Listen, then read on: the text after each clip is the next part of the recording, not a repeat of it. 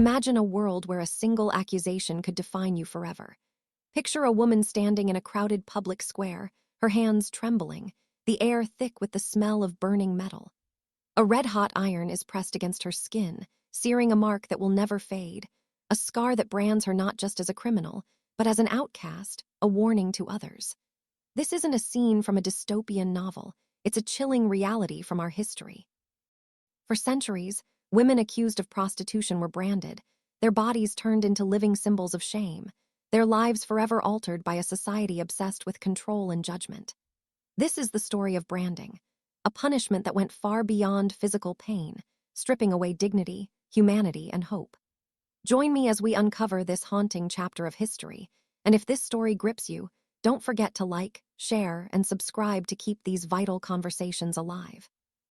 Branding wasn't just a punishment, it was a calculated act of social control.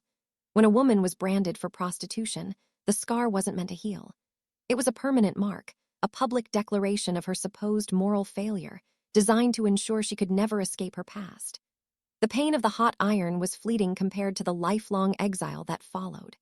These women were turned into walking billboards of society's scorn, their scars meant to speak louder than any words.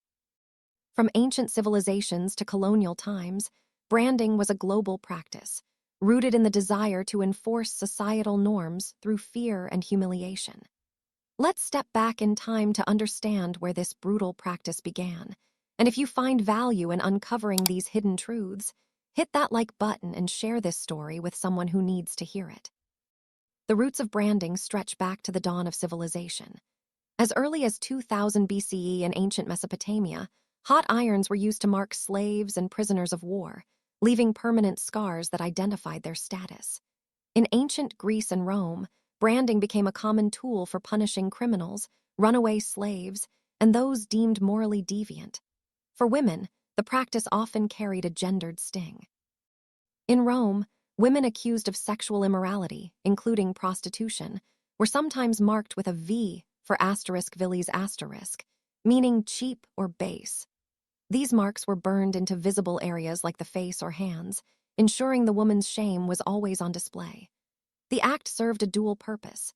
It inflicted pain as punishment and created a permanent marker of identity, a reminder that society's judgment was inescapable. This wasn't just about discipline, it was about control. A branded woman was instantly recognizable, her status as an outcast broadcast to the world. She couldn't marry, find respectable work, or reintegrate into her community. The scar became a constant reminder of her supposed failure, a tool to keep her in her place. As societies evolved, branding became more than a punishment for slaves or criminals. It became a way to police women's behavior, particularly those accused of prostitution. The reasoning was chillingly simple: make their moral failing visible to everyone, a warning to others who might stray from society's expectations. If this glimpse into the past shocks you, take a moment to like this video and share it to spark a conversation about the cost of control. By the Middle Ages, branding had become a widespread practice, particularly in Europe, where it transformed into a public spectacle. Women accused of prostitution were often branded in crowded town squares, with onlookers gathered to witness the act. The branding iron, heated until it glowed red, was pressed into the skin, often on the face, neck, or hands. The symbols varied. Some regions used a P for prostitute, others used crosses or other stigmatizing marks. In England, during the reign of Henry VII in the late 15th century, branding became a codified punishment under law. Women caught engaging in prostitution were branded with a P on their foreheads or shoulders, a mark that declared them outcasts in the eyes of society. The public nature of the punishment amplified its cruelty. The crowd's jeers, the stench of burning flesh, and the woman's screams created a theater of shame, designed to reinforce societal norms and instill fear. This wasn't just about marking the woman, it was about sending a message to everyone watching. Step outside the boundaries of acceptable behavior, and you will pay a price. The spectacle was meant to deter others, to make clear that society would not tolerate deviance. If this history of public shamming resonates with you, hit that subscribe button and share this video to keep these stories alive. Religion played a significant role in justifying branding during this period. The Catholic Church, which held immense power over moral and social life in medieval Europe, condemned prostitution as a grave sin. Yet, its stance was often steeped in hypocrisy. In some parts of Europe, religious institutions operated brothels, claiming they were controlling immorality by regulating it. Women working in these church-run establishments faced a grim reality: comply with the system or face punishment.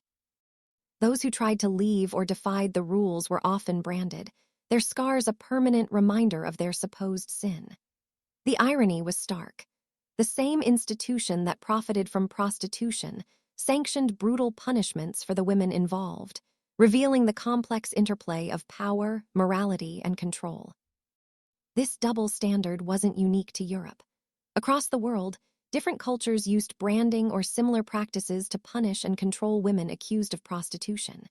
In colonial America, branding was a common punishment for various crimes, including sex work. Women were marked with letters like R for rogue or W for whore, often burned onto the hand or forehead. These marks were designed to humiliate and isolate, ensuring the woman faced a life of exclusion. In some colonies, branding was paired with other punishments, like whipping or public shamming in the stocks, to maximize the spectacle of shame. The goal was clear: make the woman a visible example of what happened to those who defied societal norms. In France, a different approach emerged. Women accused of prostitution were often marked with a fleur-de-lis, a symbol traditionally associated with purity and royalty, but repurposed as a mark of shame. Unlike traditional branding, which used a hot iron, some French authorities tattooed the symbol onto the skin, making it slightly less visible but no less stigmatizing. The fleur-de-lis became a lifelong badge of dishonor, signaling to society that the woman was an outcast. In ancient China, criminals, including women accused of sexual immorality, were sometimes marked with tattoos or brands. In parts of the Islamic world, while branding was less common, other forms of public shamming, such as flogging or banishment, served similar purposes. Across these cultures, the goal was the same: to control women's behavior and enforce societal norms through fear and humiliation. If these global stories of injustice move you, please like and share this video to spread awareness. The physical pain of branding was excruciating, but its psychological toll was even greater. A branded woman carried her punishment with her for life. The scar was a constant reminder of her crime, a symbol that society used to justify treating her as less than human. Many branded women were abandoned by their families, shunned by their communities, and unable to find work or shelter. For some, the stigma was so overwhelming that it drove them to isolation, depression, or even suicide. Historical accounts tell heartbreaking stories of women trying to hide their scars with clothing, makeup, or even self-inflicted wounds, desperate to erase the evidence of their punishment. But no amount of concealment could erase the judgment they faced daily. The scar wasn't just on their skin, it was etched into their identity, shaping how they saw themselves and how others saw them. For many of these women, branding created a vicious cycle. Unable to reintegrate into society, they were often forced back into prostitution, the very act that led to their punishment. This cycle of desperation and exclusion highlights the cruelty of branding as a tool of social control. It wasn't designed to rehabilitate or reform. It was designed to dehumanize and exclude, ensuring that the woman remained on the margins of society. If this cycle of injustice breaks your heart, take a moment to like this video and subscribe to our channel. Let's keep these stories alive to inspire change. By the 18th and 19th centuries, the practice of branding began to decline in many parts of the world. The Enlightenment, with its emphasis on reason, human dignity, and individual rights, led to a reevaluation of punishment methods. Branding was increasingly seen as barbaric and counterproductive, pushing individuals further into the margins rather than reforming them. In Europe, laws banning branding were enacted in the late 18th century. In England, branding was largely replaced by imprisonment or transportation to penal colonies. In France, the use of the fleur-de-lis as a punishment was phased out during the French Revolution, as reformers sought to create a more humane justice system. Yet, while branding as a physical punishment faded, Its legacy lingered in the stigma surrounding sex work. Even today, women in the sex industry face judgment, exclusion, and discrimination. The scars of branding may no longer be physical, but the societal attitudes that justified such punishments persist. Women in sex work are often stereotyped, marginalized, and denied the same rights and protections as others. In many societies, they face discrimination in housing, employment, and healthcare. Legal systems in some countries criminalize sex work, forcing women into dangerous and exploitative conditions. Media portrayals often perpetuate stereotypes, reducing women to caricatures rather than recognizing their humanity. In this sense, the legacy of branding lives on, not as a physical mark, but as a social one. Breaking this cycle of stigma requires confronting uncomfortable truths about our history and our present. It means recognizing the humanity of those who have been marginalized and advocating for their rights. It means challenging the systems, legal, social, and cultural, that perpetuate exclusion and shame. This history reminds us that progress is possible, but it's not inevitable. We must actively challenge stigma and work toward a world where no one is marked by shame. If you're inspired to take action, start by sharing this video. Subscribe to our channel to stay informed, and let's work together to create a more compassionate future. The story of branding women for prostitution is a stark reminder of the cost of societal judgment. For centuries, women were marked with hot irons, their bodies turned into symbols of shame, their lives defined by a single scar. These women weren't just punished, they were stripped of their dignity, their humanity, and their place in society. While the practice of branding may be a thing of the past, its legacy lingers in the stigma that continues to affect women in the sex industry. But history also shows us that change is possible. The Enlightenment brought an end to branding as a punishment, and today, we have the power to challenge the stigma that persists.